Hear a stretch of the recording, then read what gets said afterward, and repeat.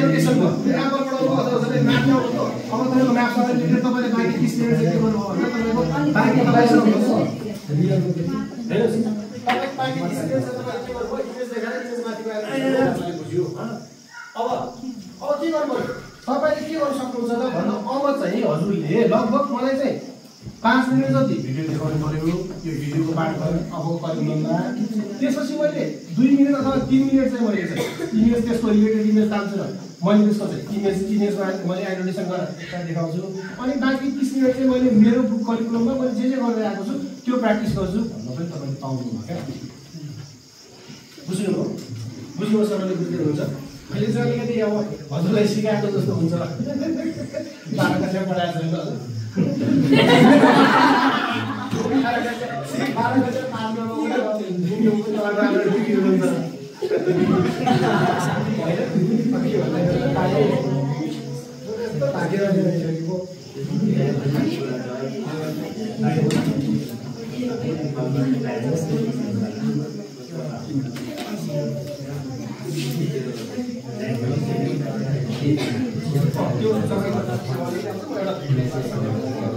तपाईको यो अब भाइले तिमीलाई एकैछिन अब 10 मिनेट अब तपाईको यो 5 मिनेट गर्नु पर्छ 5 मिनेट देखाउनु पर्छ भन्ने जुन तपाईको यो करिकुलममा किन आयो त तपाईको करिकुलममा इमेज कम्पलसरी छ त्यसपछि तपाई हाम्रो जुन प्र्याक्टिस जुन हामीले गरेको सल्युसनको प्र्याक्टिस कम्पलसरी छ भनेपछि यो भिडियो किन आयो त भन्दा यो त तपाईको त्यो बोर्डमा पोसिबल थिएन नि त भन्नुस् हैन अहिलेसम्मको कसरी डिजाइन गरेको छ तपाईहरु मास्टर डिग्री गर्नुभएको छ मास्टर डिग्री गरेको कुनै एज अ पर्सन हुन्छ अथवा एज अ टिचर हुन्छ उहाँले पढाउने चाहिँ के भन्दा उहाँको चाहिँ बुक छ किताब छ अथवा त्यसपछि तपाईको बोर्ड छ भनेपछि यो मान्छेले नि के डिजाइन गर्यो त भन्दा मास्टर डिग्री गरेको कुनै टिचर हुन्छ त्यसपछि बुक हुन्छ बुकमा इमेज हुन्छ त्यसपछि बोर्ड हुन्छ वाइट बोर्ड हुन्छ भिडियो देखाउनु त पोसिबिलिटी छैन थिएन त्यो भएको कारणले तपाईको कन्टेन्ट पनि के भन्दा त्यो कन्टेन्ट त भिडियो चाहिँ राख्छ त्यो इमेज कम्पलसरी छ के भिडियोको इमेज राख्छ भिडियो कम्पलसरी छ भनेर तपाईको राइटरले राख्दैन के त्यो त खास त्यो हो नि त अब राख्छ हेर्दै जानु अब तपाईको 10 वर्षको आधारमा सरकारी स्कुलको सबै क्लासरुममा तपाईको बोर्ड हुन्छ हेर्दै मात्रै जानु 10 वर्षमा चाहिँ कुर्नुपर्छ हामीले त्यसपछि तपाईले भिजुअल देखाउनु पर्छ कस्तो तिमीले अब तपाईले म त्यसको प्र्याक्टिकल पनि गरेर देखाउँछु क्या जस्तै अब हेर्नुस् मानव तपाईले हार्डसँग रिलेटेड कुनै कुरा पढाउनु हैन हेर्नुस् अब मैले के गर्छु सिधै तपाईको हार्डको कुनै इमेज अथवा पहिला चाहिँ के भन्छ हेर्नुस् म पहिला तपाईको हार्डको इमेज डाउनलोड गर्छु हैन कहाँ पढिन्छ यो हार्डसँग रिलेटेड कुरा कुन सब्जेक्टको पढिन्छ भाइ बहिनीहरु हैन यस्तै कुनै कुरा पढ्नुहुन्छ हैन हो र म तपाईलाई ठ्याक्कै यो चाहिँ डेन्जर वाला यो काम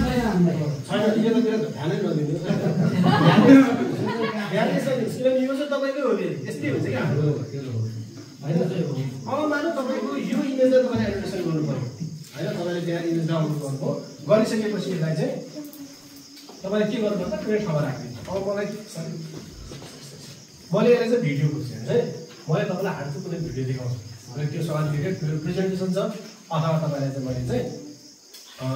भिडियो देखाएर त्यसपछि इमेजमा आउँछ अब युट्युबमा आउँछ पहिला युट्युबमा जानुहुन्छ त्यसपछि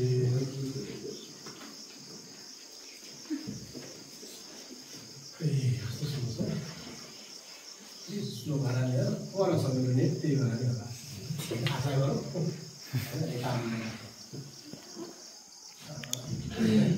अब मैले तपाईँलाई हार्डसँग रिलेटेड कुनै कुरा पहिला भिडियो देख्छु त्यसपछि म त्यहाँ आउँछु है अब तपाईँलाई कस्तो भिडियो आउँछ भयो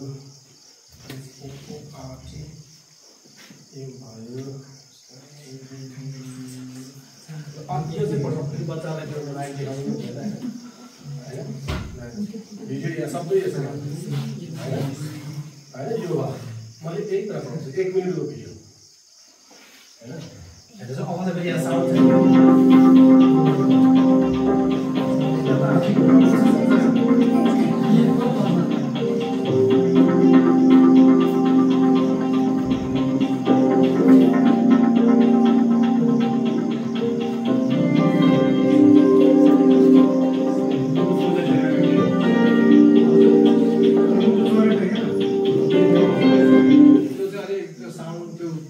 भोइस आएको सानो गर्नु मिल्दैन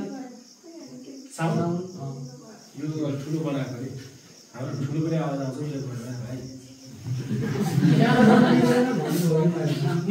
सानो त यो बाबुले ठुलो आवाज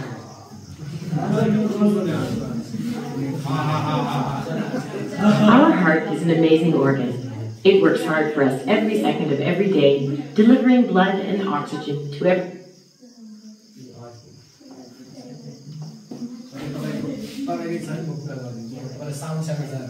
cell in our body. But when sudden cardiac arrest strikes, our heart suddenly and unexpectedly stops beating effectively and blood flow stops.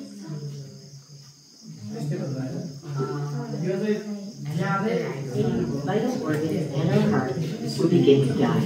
Beginning CPR is the person's only chance of survival. Brain damage will start to set in within 4 minutes, and after 10 minutes, brain damage